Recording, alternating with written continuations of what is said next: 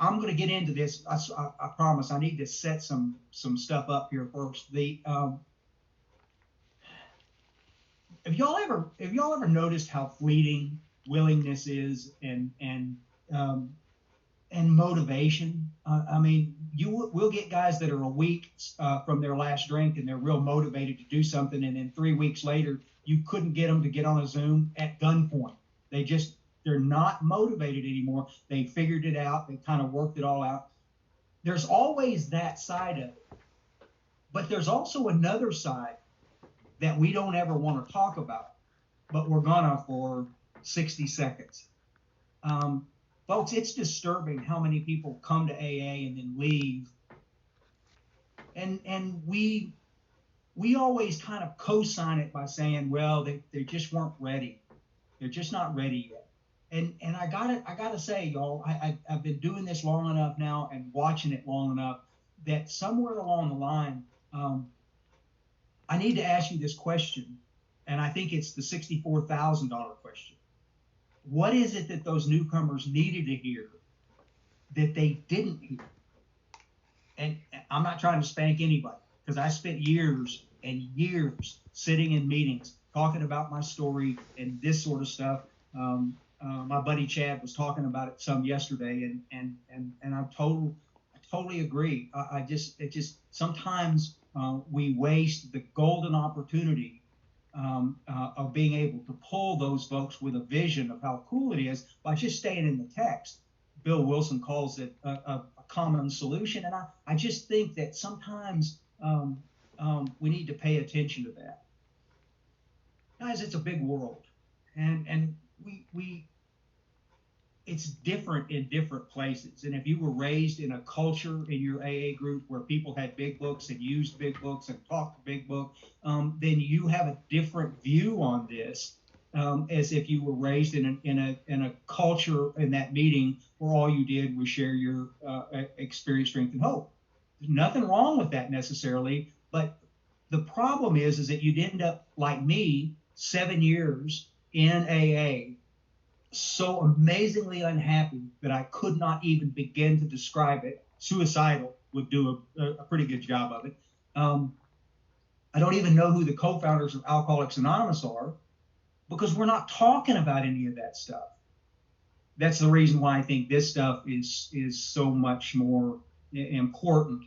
It sets a baseline for not only our own recovery, but it also sets a baseline of how we handle the unbelievable task of being able to carry other people through this work. Are we just shooting from the hip, trying to be hip, slick, and cool?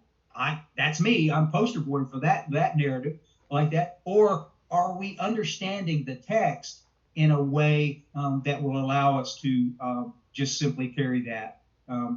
There's a great deal of freedom, an amazing amount of freedom in being able to just share what the book says. Then I don't have to be hip, slick, and cool. I don't have to be smart. I don't have to be anything. I just have to be a vessel carrying a clear message that was spiritual in nature, that was brought to us out of a dark time in the world when alcoholism was killing hundreds of thousands of people, and we had nothing to fix it.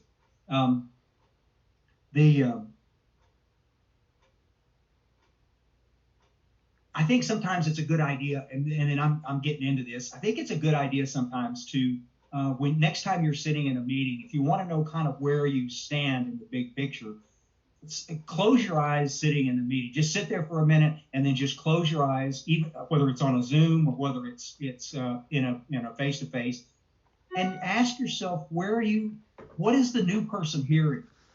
What are they hearing?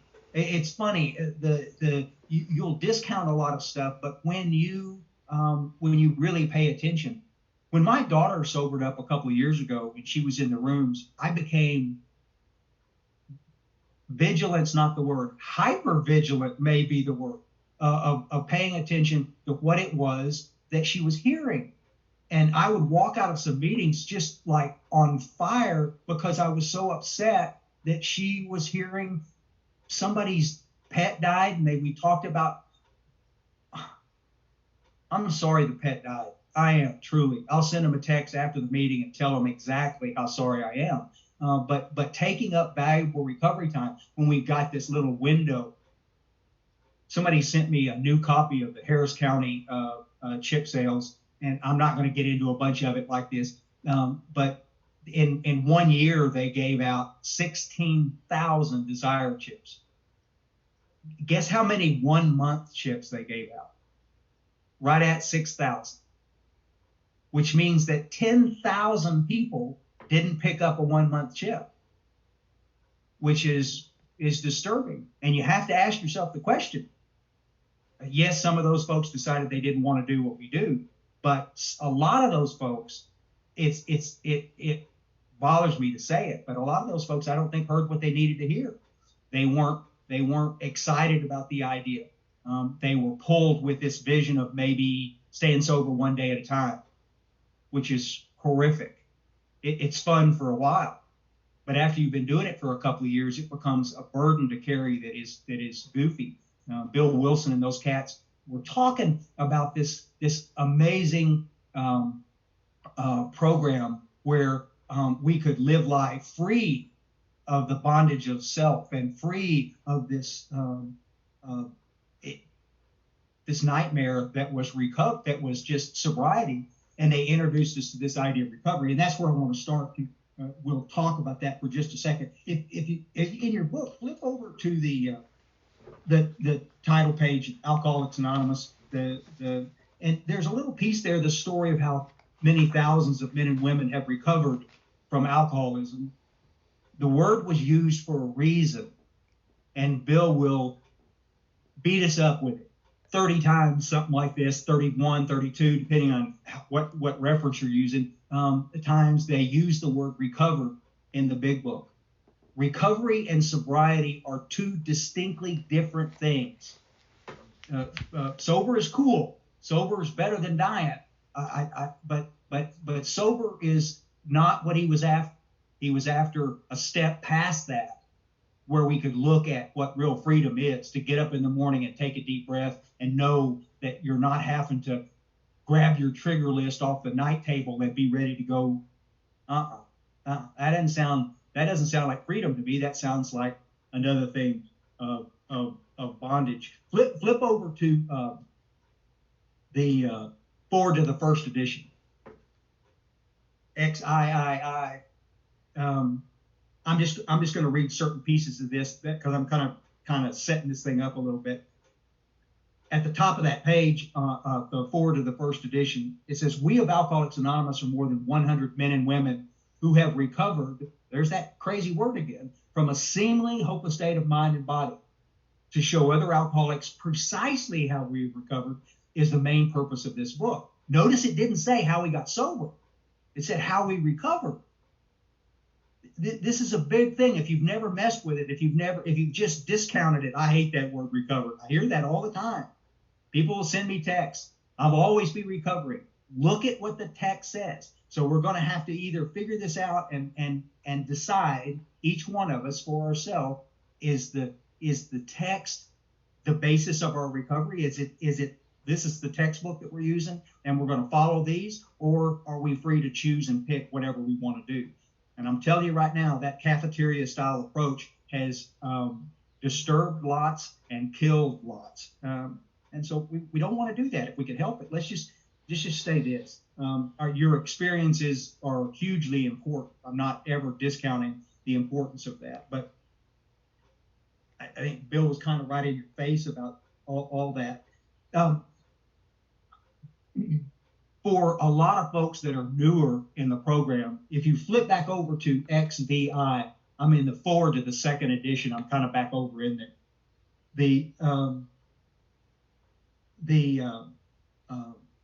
About 2/3 of the way down, they're talking about this experience of Bill Wilson, and they're talking about this idea that maybe there was something more than just being sober. I'm about 2/3 of the way down. He suddenly realized that in order to save himself, he must carry this message to other alcoholics. That alcoholic turned out to be the Akron physician, Dr. Bob. The physician that they're talking about, we're getting ready to talk about here in just a second, had repeatedly tried spiritual means to resolve his alcoholic dilemma, but it failed. But when the broker gave him Dr. Silkworth's description of alcoholism and its hopelessness, the physician began to pursue the spiritual remedy for his malady with a willingness that he'd never been able to muster. Guys, this is, if there's a single piece that all of this morning's talk is going to center around, it's that idea that they just read. If you understand the nature of your disease, then you are infinitely qualified to carry this message and to help other folks that are struggling with this nasty stuff. It's sort of an amazing deal. If you don't know what alcoholism is, and that had been the problem before Silkworth started trying to codify some of this, if you don't understand, then you will quickly be back in a position with your hand on the tiller, running the show, trying to, well, I know I just made some bad decisions and that's why I'm voting. All right, if I could just get a better job, if I could just get a better girl, if I could get that girl back, you'll have 100 reasons, and that's tragic. I just think that if we spent more time, Bill Wilson, at least 4 times, and somebody told me the other day that they counted another one, at least 4 times, Bill Wilson refers us back to the chapter on alcoholism, chapter 3, to try to get us to see and understand what alcoholism looked like.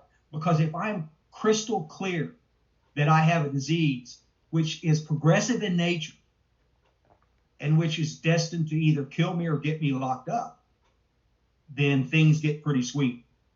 It's a common thread that runs through most of us. That moment where we realized and connected to the idea that maybe I'm not just a weak-willed little bastard. Maybe I'm not just a spineless guy. Maybe I have a disease, genetic in nature, that's destined to kill me if I don't do something. The level of anxiety, the level of your discomfort goes up about 10 notches right there, because now it's not you making decisions. It's not you. You'll have to make some decisions, but the point is, the life is, Chad was talking about it yesterday, this cycle thing that you go through like this. I mean, how many of us have had a blowtorch right up against our rear and we have both hands in the air going, okay, I'm not going to do anything. I'm going to go ahead and try to stop. And then we do, and then the blowtorch backs away. She comes back, make the payments on the house. Everything seems rosy, and pretty soon I'm back drinking again. My family's baffled. Everybody around me's baffled. And I'm destined to do this over and over and over again. Everything crashes to the ground, and then I say, okay, I'll stop. And we do. How many of y'all have tried to stop a bunch of times? And when you look back at it, it's embarrassing. It's ridiculous. I mean, people will look at it like this and go, geez. I mean, normies will look at us and go, y'all, I don't get it. I mean, why couldn't you just stop? Well, that's a great question. It's an excellent question. Anyway, on that same page, I'm not going to read the deal. That little piece I just read, he suddenly realized that in order to save himself, he must carry. That's the first must in the big book.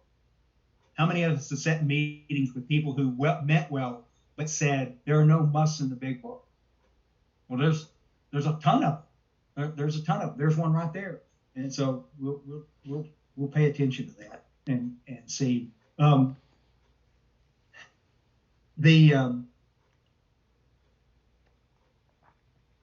There's a couple of things about Bill's story. If you flip over to Bill's story on this stuff, for a long time, I couldn't relate to Bill at all.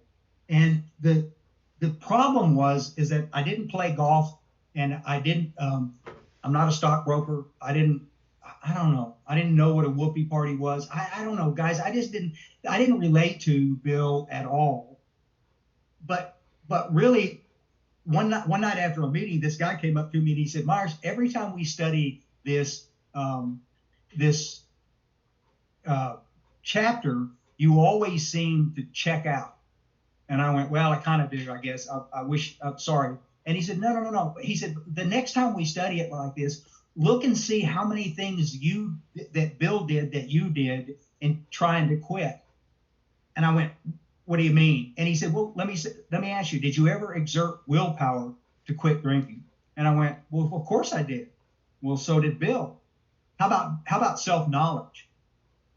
I mean, how many of y'all have ever been in treatment and you left treatment thinking, because I know so much about myself and my internal stuff, that I'm going to be able to stay sober based on self-knowledge like that, and then find yourself later standing in front of a beer cooler at a 7-Eleven.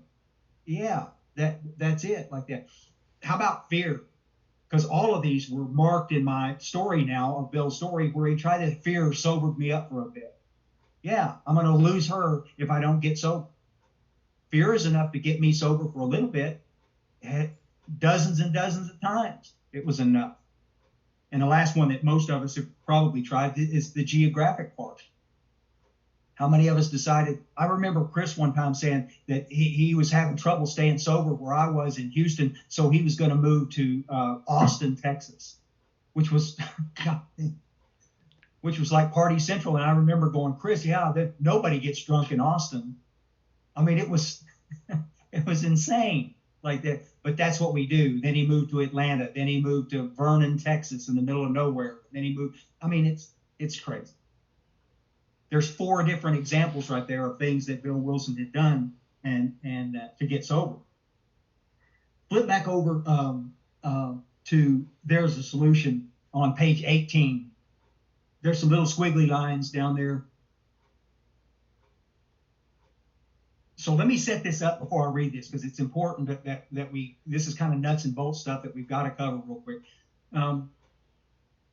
So Dr. Silkworth's piece in there, I won't going to get into a bunch of it like this, but 98% of everything that Dr. Silkworth talked about was his realization and understanding that the physical allergy, the physical component of this, once I start, I can't seem to call the shot.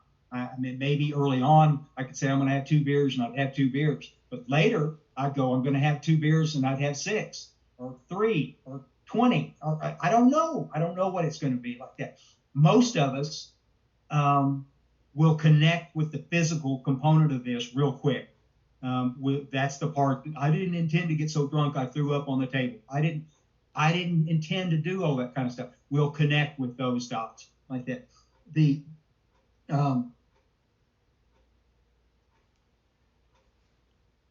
in the next 2 chapters, after there's a Dr. Silky's story like that, we get Bill's thing out of the way, and then There's a Solution and more about alcoholism. They introduce us to this unbelievable idea about the mental component, which is the most baffling piece of the whole thing. Why is it stone cold sober do I pick a drink up again?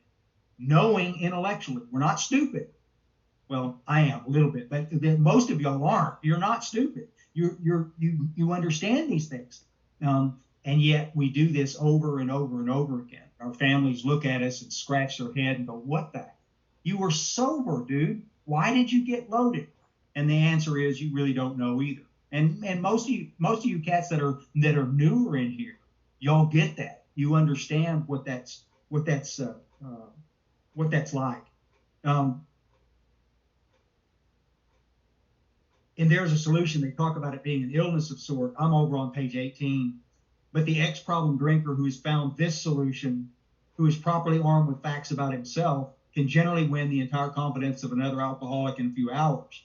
Until such an understanding is reached, there's little or nothing can be accomplished. These were pieces early on in this chapter like that were connecting dots for us and helping us to understand that as I began to put together the nature of my own disease, then I could help other people find the other one. Out of topic here and completely kind of one little fast zig sideways like that. Look over there on the next page on 19, 2/3 of the way down the page. There's a little piece there where it says, we have concluded to publish an anonymous volume setting forth the problem as we see it. We shall bring to the task our combined experience and knowledge. Now, I refer back to it all the time because I think it's important to understand our experience. Ryan remembers what it was like to be a knucklehead doing the crazy things that we did. That's his experience. And the knowledge was what he learned from both working with others and reading the text. And, you pile up the knowledge there. It would be a decade or so later, decades later, when the publisher of the Grapevine magazine would introduce us to the idea of experience, strength, and hope. And now everybody leans into that moniker like it carries a bunch of weight. We're going to share our experience, strength, and hope.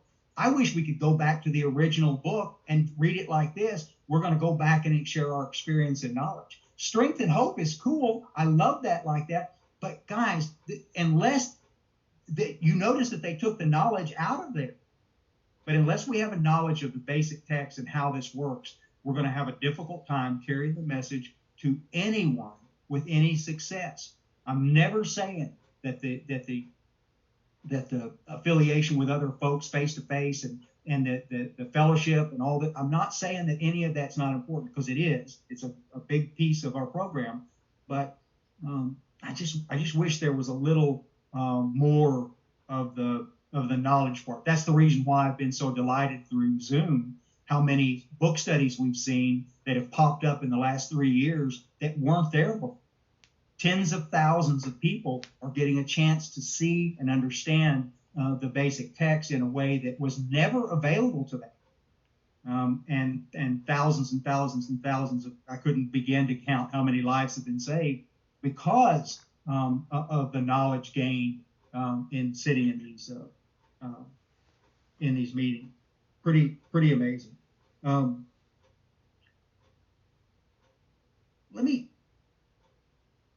Let me ask you a real quick question.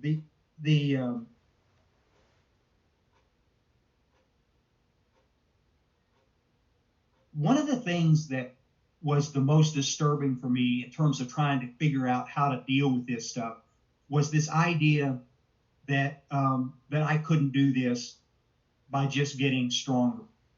And so when they introduced me to this idea of a second step deal, of an idea of moving towards my creator like that, it was all foreign to me.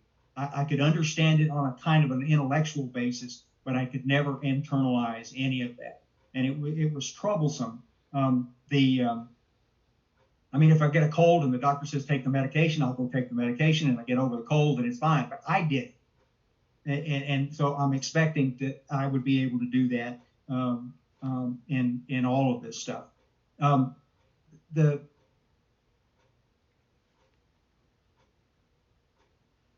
Let me look at this thing from, I want to, if we all understood, if we could get everybody that's in our room to understand the physical component of our disease, and then keeping in mind that because of the progressive nature of this, we don't really know where people are on that line. We can guess where they are on that continuum from, I just drank my first beer leaning against my truck out by the 7-Eleven.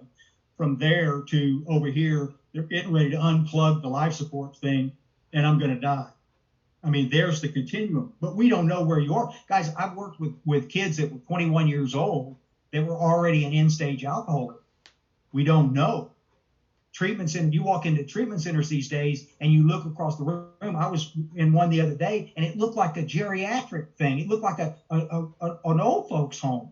I mean, there were 40 people in there and they were all in their 50s and 60s and 70s. And the disease had just manifested. They drank without a whole lot of problem for a lot of years. We don't know when that stuff is going to change and when it's going to affect us like that. That's the reason why we have to kind of be aware of that.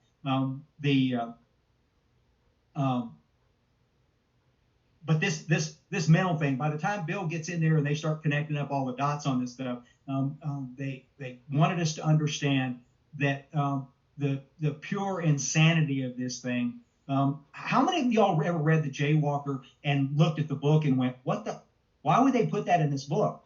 I mean, it doesn't make any sense. And then later you went, oh, damn, that's me. And you connect up the dot that I never connected it earlier like that. That's what pure insanity looks like. We would all have 10 stories about how often we said, I'm going to stop, I'm not going to do this anymore. And then we did. We crashed and burned, and our families are just devastated. We are demoralized and completely baffled at why we would do that. But at some point in time, and especially if you have a decent sponsor, they'll tap you on the shoulder and say, dude, how long is it going to take before you finally realize that you can be perfectly sane in every area of your life, but around this alcohol, you're screwed, dude. You are never going to be able to call the shot. And unless you get the third component of that spiritual malady taken care of.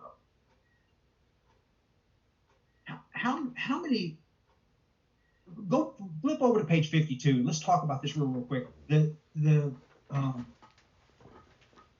How many of y'all remember the day that you connected the dots and realized that stone cold sober, no booze, no funny stuff, no dope, no nothing in the picture, that you felt like the bedevilments over on page 52? I'm going to read this real quick. It just takes just a second. We were having trouble with personal relationships. We couldn't control our emotional natures. We were prey to misery and depression. We couldn't make a living. We had a feeling of uselessness. We were full of fear. We were unhappy. We couldn't seem to be a real help to other people. Was this not the basic solution? Was not a basic solution of these bedevilments more important than whether we should see newsreels of lunar flight? Of course it was. Guys, at 7 years sober, all of these had, and sober's in a big quotation mark, at 7 years sober, all of these had manifested in my life. I can't hardly work. I'm having trouble with personal relationships. I can't control my emotional natures like this. I'm feeling full of fear. I'm depressed. All of these things were manifest. But because I never, ever picked up this book, and because I was in a group with the culture that never reads the book, nobody was able to help. But I guarantee you, it is a game changer to be in a position where you're sober and you're whistling down the road and everything is all groovy, and then a year later you're sitting there day by day feeling distant and apart from everything, and pretty soon the only thing that you could think of that might connect the dots, the only thing that will scratch that itch, that restless, irritable, and discontent, would be a drink. And then the insanity returns and you drink and the cycle starts all over again. This is crazy. So the solution, obviously, the solution is always going to be stay focused on the spiritual solution. The center of our program centers around a relationship with our Creator. Bill Wilson wrote a whole chapter, We Agnostics,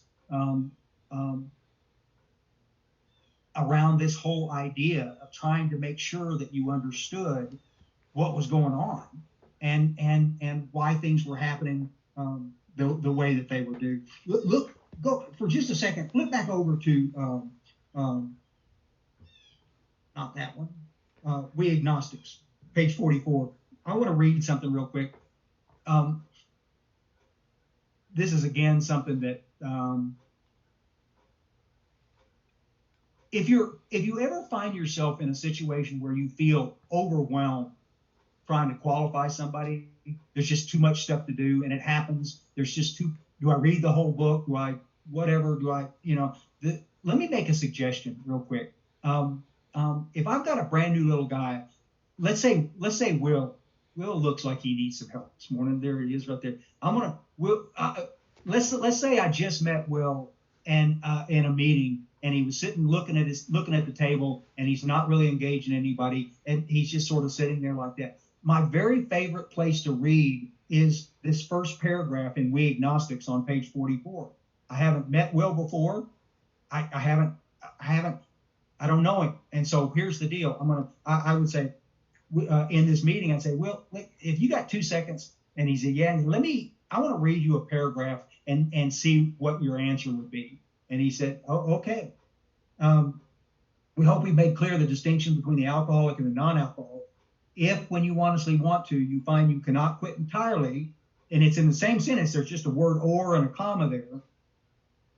If when drinking you have little control over the amount you take, you're probably alcoholic. Now hold your finger right there. There's two things. They're talking about choice and control. It's that simple. Choice and control like that. If you tell your wife, hey, I'm never going to drink again, and then 3 weeks later you find yourself drinking, you've lost the power of choice.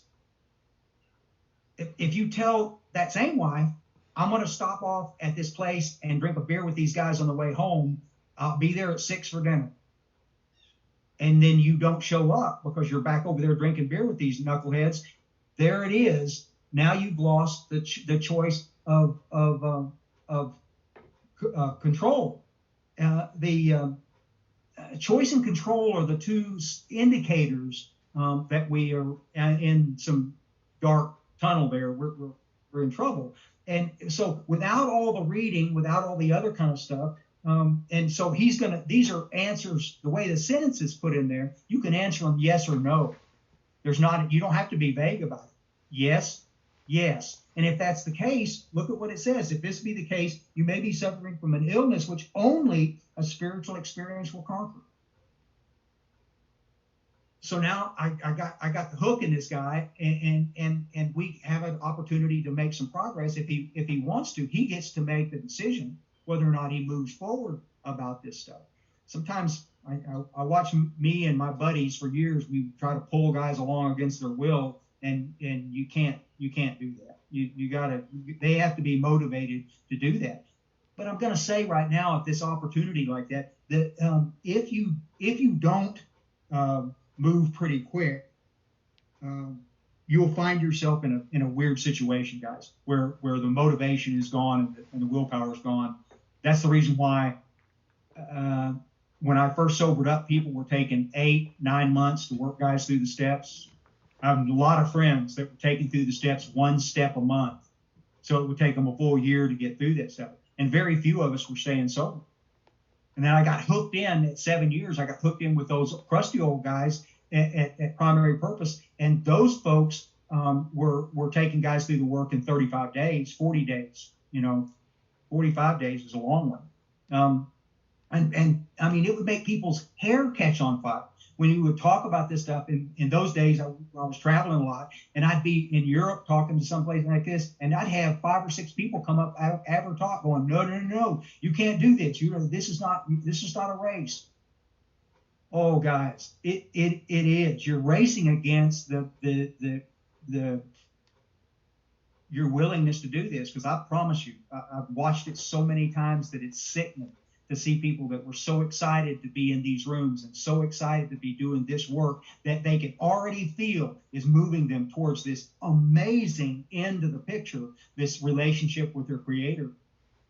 And people start stopping and slowing down and this kind of stuff, and it only takes a little bit, and you'll lose them, and it's just troublesome. So if we understand clearly that we have this piece of physical stuff and this mental component, that this pure insanity that's there like this, then we're left with this solution, which is spiritual in nature like that. And Bill Wilson, I mean, to stop and think about this, y'all, that Bill Wilson would write a chapter like this is amazing. I mean, in a few pages back, over on page 13 or 14, whatever, when Bill Wilson is talking to Ebby, Bill is contemptuous times 10. I mean, he's just like, he doesn't even recognize that it's a possibility.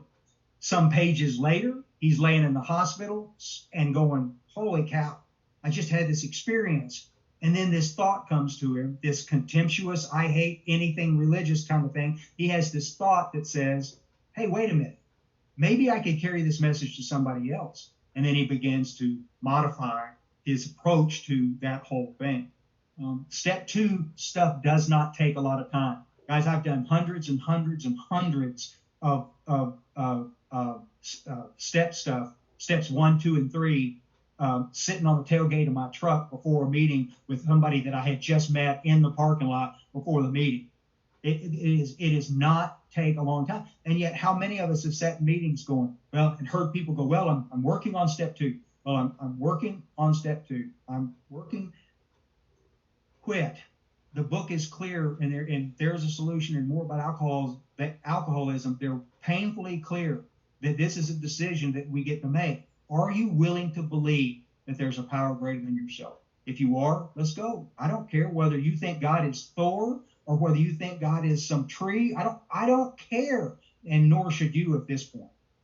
What's important is that you're willing to move towards that creator. And if you are, that means that as you do this, your hand comes off the tiller and you get to experience, maybe for the first time ever in your life, a sense of peace, a sense of comfort, as you realize that you are not controlling the show, that God is.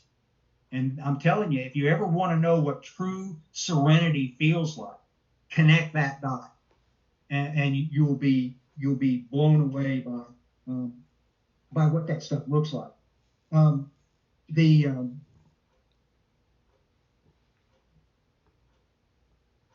It's funny. I guess God wanted me to say, I just dropped part of my book and was looking at it like that. I'm back on 29. It says, further on, clear-cut directions are given showing how we recover. There it is again. Don't send me any texts or anything about how much you hate the word recover. Okay, I get it, but I think you'll totally dig it later on. And I got to say, I didn't say it before, but if you're 20 years sober and you're still introducing yourself as recovering, what does that say to the new guy?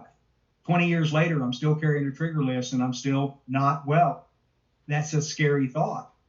Wouldn't it be cooler if you could just say 20 years down the road that I've recovered from a hopeless state of mind and body? Yes, I'll always be an alcoholic. I'll always be a little dope fiend from hell. I will. But the obsession is gone. When restless, irritable, and discontent comes back into the picture, I just move gently back towards my creator, and that stuff goes away. Or I do what Clifford says, Myers, why don't you get off your skinny butt and go help somebody? And then I would do that. And it would be amazing how different that would feel. Flip over to page 60 real quick, and we'll kind of get the things connected up here. We're in a position on this stuff, y'all, where if we have made these decisions, that we admit the powerlessness of this deal, and we admit that we're willing to lean into an understanding of something that I may not even understand, but at least I'm willing to lean that direction like that, then we've satisfied what's necessary in step 1 and 2. And then the only other piece in here that is so important early on is this idea of step 3, which was simply making a decision. Making a decision that we were going to go on and finish the rest of this work. But notice, because of the way that the stuff is set up, we have the power now to do that. I mean, come on. What would happen if they'd have switched it around and put your inventory in step 1 and the amends in step 2? And y'all understand? I mean, that's a no-brainer. This would be a train heading for a dumpster fire overnight. I mean, it's not going to be anything that's salvageable like that. The idea that I could gently kick that door open and let God into the picture and realize that the things that I wasn't willing to look at, all of a sudden I'm willing to look at, that's nothing short of miracle on top of miracle.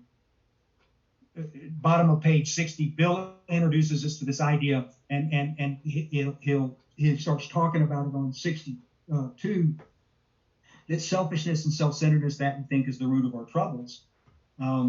Early on, everybody pushes back against it. I'm not selfish. I've made some bad decisions. I own that, but I'm not selfish.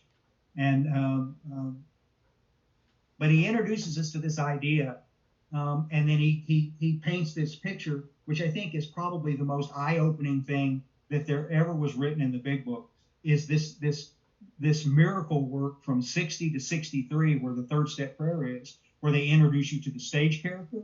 and then you get to decide where you are. I talk about it all the time because it's so fun to talk about like that. There's nothing cooler than to wake up and realize that you're a gold-plated fake, that you're simply a stage character full of manipulation, full of dishonesty, full of all kinds of things like that. And most of us don't ever want to admit that. But once you begin to see that maybe you're not the shining knight that you think you are, and then Bill hits you upside of the head with this selfishness and self-centeredness thing, and then you go, crap, how am I going to get rid of that? Joe McQuaney sitting at a breakfast table one morning with Cliff Bishop and Joe McQuaney, and Joe said, Myers, I got to ask you this question I've been dying to ask you all morning. You seem to think that you can overcome selfishness by exerting more willpower. And I said, yes, sir, I do. And I remember him looking at Clifford, and he looked back at me, and he looked back at Cliff again, and he just kind of shrugged his shoulders, and he said, Clifford, you got your work cut out for you. And it was a little later, I asked Clifford, I said, what did he mean? And he said, because the basis of our program is that you're not trying to run the show. And Joe would tell me a dozen times before it finally connected that if I would ever get my hand off the tiller and let God run the show, that my life would be transformed. Guys, I'm telling you, it's to this day, 35 years down the road, it still doesn't make any sense to me intellectually. I still can't line it up on an intellectual plane. But where I can line it up is the anecdotal part of that. The watching thousands and thousands of people that have come into these rooms that have followed this program and have been transformed by the very nature of because they were willing to do the work, and they were willing to do what they were asked to do. There's something pure magic here, guys, with the idea of being able to rely on our Creator and know that I don't have to get up in the morning and I don't have to be special. I can just get up and let God do that deal. We do the third step, and then we get up and in some inventory, and we see some clarity, and then we take the things that we see that are objectionable. And it's fascinating how many folks see that for the first time. I remember that. And then we ask God in 6 and 7 to remove those things. We get ready to make the amends and go through all that. Again, we feel like we are on a different plane looking at this thing. Instead of being Myers Raymer, defensive idiot, always trying to defend my mistakes, always trying to defend everything that I did like that. Now I'm not like that. Now I'm sitting there quietly going, I stepped on some people, and there are things I regret, and I want to go back and try to clear those regrets up and deal with that. Magic stuff. I get into 10 where I can make these basic inventory stuff every day and try to keep my side of the street as clean as I can be. Our goal is not a spiritual plane where we're just floating through space. Our goal is to be crystal clear in this thing and see and understand that there is a different way to live my life, a completely different way. And then Bill would, and we don't have time obviously to do that, but Bill will introduce us to this amazing 11 and 12 where we get to understand that everything valuable in our program centers around what we do in our effort to stay close to God. Joe McQuaney and Cliff used to always say, okay, Myers, go back to Dr. Bob's thing. Go back to this clean house deal. This is all about how much time are you spending with God and how much time are you spending with God's kids. Are you spending time with your Creator every day? And are you spending time and making it a priority to spend time with God's kids? God, listen, I'm telling you, I just, if there's anything that I could get you to understand, if I could just if I could give it to you in a pill, I would, that would make you just go, hey, wait a minute. I need to stop thinking about me all the time and start thinking about somebody else. Let me close with this.